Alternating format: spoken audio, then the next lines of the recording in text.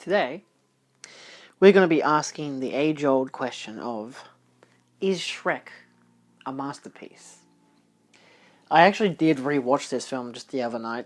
Surprisingly, it's all on Netflix, which is really convenient, despite the fact that I'm not really planning to watch the sequels at all. I'm going to be analysing the reviews on, of all things, Letterboxd, because if you want a more critical evaluation of if a film is good or not, you apparently go to Letterboxd, because IMDb is too generalised of regular people, and Rotten Tomatoes is... well, it's Rotten Tomatoes, so let's put it that way. So simply put, of course, Shrek is a 2001 film. It's 20 years old now, and all the millennials are going fucking insane for it. They're all like, oh my god, it's been 20 years since All-Star was famous? Oh my god. So, of course, there's a lot of things to discuss when it comes to Shrek as a film. Shrek is the style of film that, I'd say, even its franchise, has three kind of outcomes when it comes to an audience member. You're either going to get a person like myself who really likes the first one. It's not a guilty pleasure, it's a masterpiece, it's simply, I really like it, it's a really fun film. It's nostalgic for me because, of course, I watched it as a child, but it's also really fun just to rewatch because it holds up really well. Even the animation style holds up really well. Especially something for the early 2000s with early CGI, especially, again, DreamWorks.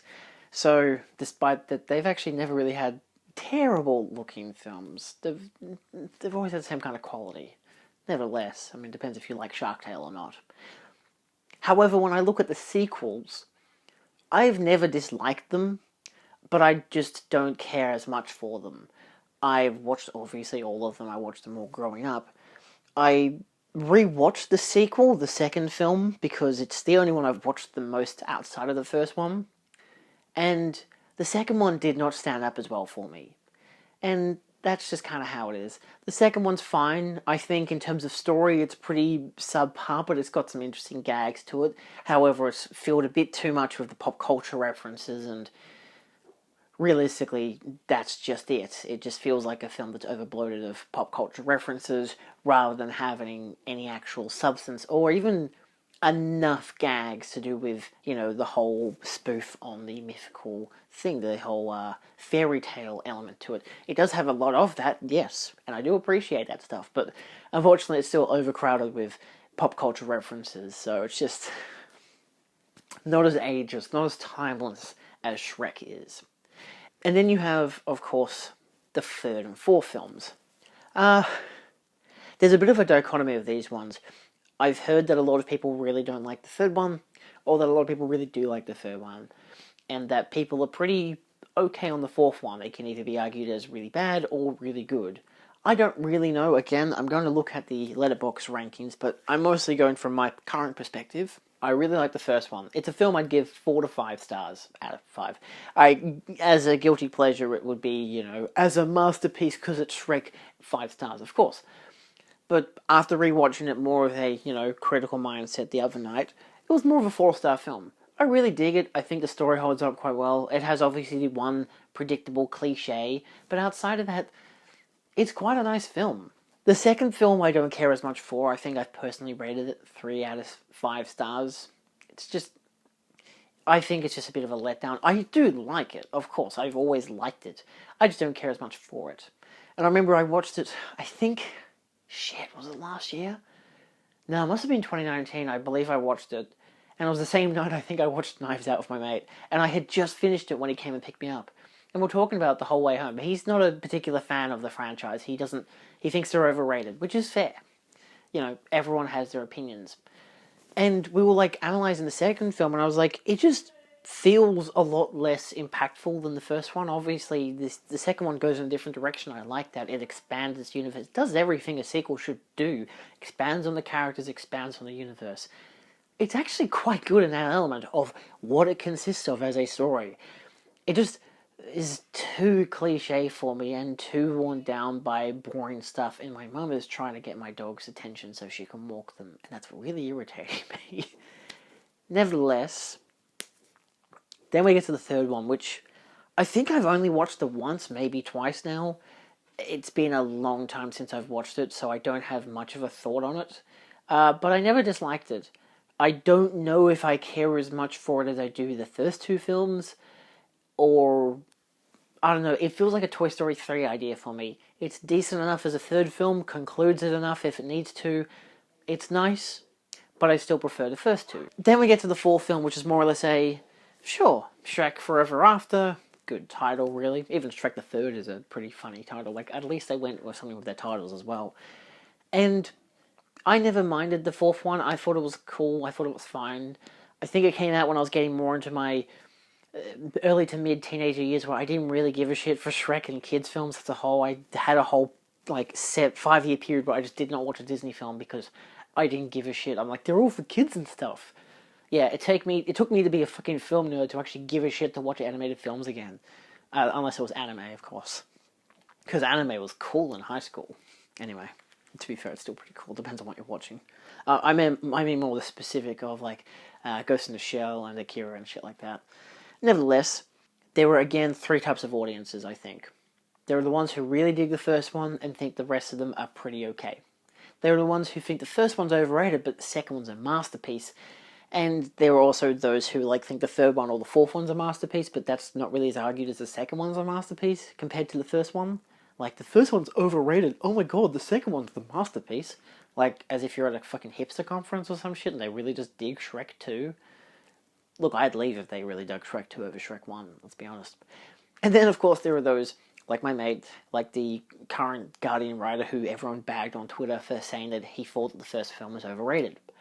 And despite the fact that, no, I did not read that article, I'm pretty sure I can assume what the hell he was saying, and I kind of agree at the same time of, this is bad on my take for not actually reading the article, but I'm pretty sure the general gist of this third party people are those who think that Shrek did more bad than it did good. It's a film that, because it introduced the idea of utilizing strong references of pop culture stuff despite it being out of context with the film, it kind of tore it down a piece. As if it was more of a, let's emphasize more of those kind of gags of references for everyone in the film to make that an extra part of the humor and makes it more culturally relevant to the time, which means it can possibly age us terribly. And that's kind of inspired by Aladdin. Aladdin works differently because, of course, it's Robin Williams doing improv, and you can read more into it if you want to as, oh my god, does that mean that The Shining is a part of this universe and it's actually, Aladdin is set in the far future and it's actually an apocalypse, like how people assumed that, fan theory that Adventure Time was set in an apocalypse, and then they just kind of wrote it into the narrative. It's something like that, but Shrek is specifically not that. It's, it's fairy tale stuff, but they have references to, current songs and stuff to the point that each film ends with a musical number. I don't think each film ends with the same musical number, but the first 2 films do. I'm sorry, Toy Story 2 does that as well. I really hate that about Toy Story 2, but at the same time, I really dig Toy Story 2. That's one where I could argue that the sequel's better than the original, but I still really prefer the original still. It just has better heart to it, I think. Better conclusion. So I think that there is catalyst and reason to hate on, per se, Shrek, because as a film, yeah, sure, as an animated film, it's rather ugly. The main character is a fucking ogre, for crying out loud. I understand that. But sometimes you gotta look past that. Again, these films have layers. I'm gonna try to not do that as much. Nevertheless, I find it an interesting topic to discuss in terms of Shrek, because there's always that film that, yes, may have a franchise, whether it does or not, whatever the crap, but is a pop culture landmark. It changes the game. And this arguably, yes, Shrek may have arguably changed the game for animation, kids animation in particular, whether it has adult references or not, to become lower tier because it uses pop culture references as gags over actually, crafting good gags. Much like current modern American films are, oh, let's just use SNL actors and get them to improv for an hour and a half, and then we'll just edit around it. That's not how you make a film. Ghostbusters may have had improv in it, but that doesn't mean it was relied on improv. It just gave a personality, because it's like one of those things of, oh, this film was famous for this improvised line, or this film is famous for this improvised line. Yeah, cool. they work in their context of the film, but they're not necessary. You could use the line that was already written or just cut it out completely. And does it change the film? Maybe it does, maybe it doesn't. But still, it's just a line. It gives usually the character in the film a bit more personality. But with Shrek, it was focused a lot on these references and reference gags, which is again why I don't like the sequel as much, the second one at least. I don't really know what the third and fourth one do in terms of that, but I'm not really going to compare, because I don't really care. So in terms of a general consensus, most people I follow have given this film at least 3.5 to 4.5 stars out of 5 on Letterboxd.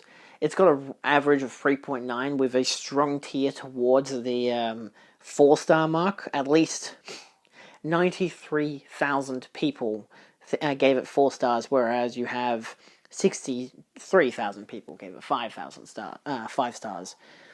And it kind of teeters off from there with 3 stars with your 46k line, and just goes down to 714 people gave it half a star.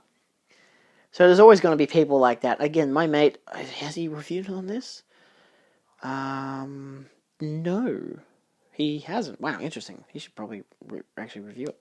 Anyway, it's one of those things of, like, you see your mate who's, like, kind of more of a critical, analytical kind of person who will give a film that you really dig, that you'd give 5 stars because you absolutely adore it. They'd give it, like, 3.5, maybe 4 stars. They'd be more conscientious about it. I've got a lot of films that are like that, where on Letterboxd you can have films that you can review subjectively or objectively. Sometimes I go subjectively, hence my first review for Shrek was 5 stars, whereas objectively I give it 4, maybe 4.5 stars. Probably 4.5 stars, actually, really. But still, I don't know how I can quantify it, because it's actually quite a really good film in my mind. So again, there's too much subjectivity given there. You get to the second film, it's got more of a rough dichotomy of 3.7 average out of its 5-star line, with 45k 5 stars, 53k 4 stars, and 43k 3 stars. God, that's really annoying.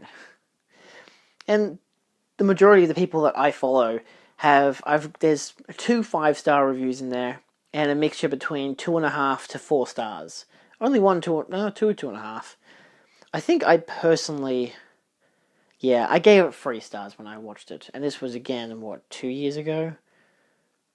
Yeah, 22nd of November 2019. So yeah, I wasn't a big fan of it that night. But then of course we go on to Shrek the Third. Chris Miller, is that? No, it isn't. That's the guy who directed Puss in Boots. Oh, God. This is where, of course, the ball starts to drop for a lot of people. Its average is 2.6 out of 5, with very rare 5-star reviews, 5.3k. The majority is 31k saying it's a 3-star film, and 25.5k saying it's a 2-star film. Again, the majority of people I follow give it 2 to 3 stars, nothing higher, nothing lower. And you can also tell if people like it, because Letterboxd has a like button. It's a heart button, unless depends on the film. Sometimes it can be more experimental, like Fight Club or Portrait of a Lady on Fire. I'm pretty sure they still have the same like buttons, though. Nevertheless, not many likes. At least people liked the second one. And then, of course, your lucky last, Shrek Forever After. This film is, again, slightly less well considered with 2.7. It has 5,000 5-star reviews. Jesus, 21,000 3-star reviews, 16k 2-star reviews, and how many? 2.6k half-star reviews. So this is definitely where it hits more of the bottom of the barrel for, I'd say, a lot more people. If you're looking at it more analytically as a film, it's obviously going to be the one that's least rated. Usually it is when it's just hey, we can do a 4th one, here's a decent idea. You know, again, this is like the low-tier version of Toy Story, at least in my mind, except they're making a 5th Toy Story. But they are rebooting Shrek, so to each their own. This one, for the people I follow, give 1 star, 2 star, 3 star, and 3.5. That one person who gives it 3.5 is very, lenient. As long as they enjoy it, they don't really care. That's pretty much the gist of that person. And yeah, it's it's an interesting thing to discuss in terms of film theory, film dichotomy, analysing the films of Shrek. Again, I think that, yeah, they obviously go downhill. The first one is iconic. It's so many memes have come from it. It's created such discourse throughout film history, but it's also been inspirational to a lot of future films, whether it being other DreamWorks films or, unfortunately, the cursed Illumination. If you make it cute and cuddly, you can make as many fucking films as you want. That's the unfortunate thing with DreamWorks, is that they never really had their cute and cuddly. The best was probably, again, Puss in Boots. So, and that wasn't a good film. It was just, well, I don't think it was a good film, but it was just cute and cuddly. Nevertheless, it is what it is. Do you think this much into the fucking Shrek franchise? Do you care? It's Shrek. I still actually probably should read that article, and I might. I just keep forgetting to. I have things to do in my life that is better than reading about Shrek. Ironic, I know. But still, I still think it's equal, at least in my mind, to put the films in that kind of three-tier category. You either love the first one and think the rest are fine, you love the second one more than the first one, thinking that the first one's overrated, and the third and fourth one are maybe worth talking about, or you just think the whole franchise is overrated and has, dispelled this curse into children animated films. I shouldn't say children, just animated films in general that could be made for all audiences, and it's just made them worse because it's filled them with pop culture references over actual gags, and has just, refurbished stuff we've already seen before. But again, that's what film does, it refurbishes. Unfortunately, the gags is the worst part. Nevertheless, thank you all so much for watching. If you liked this video, feel free to like, share, and subscribe for more. Of course, this video wasn't really a me here. Look, I'm here to diss on Shrek, dude. I fucking love that film. I'm not gonna diss on it. I can understand if there are critiques about it. I have my own problems with the film, but at the same time, that's just because it's a narrative I've seen before. Because that's how stories work. Okay, that's my only diss on the film. Like, do I think it's ugly? No, I think it's fine. It's an animation style that works for what it needs to be. It's a story that works for what it needs to be. Yeah, of course, I love it a lot more now because I can understand all these fucking dick jokes that are in the movie. But still, it's just an adult humor that I can appreciate that's just fine. You don't get it as a kid and you enjoy it as an adult. That's one of the great things about some of these films that you just don't get when you're a kid.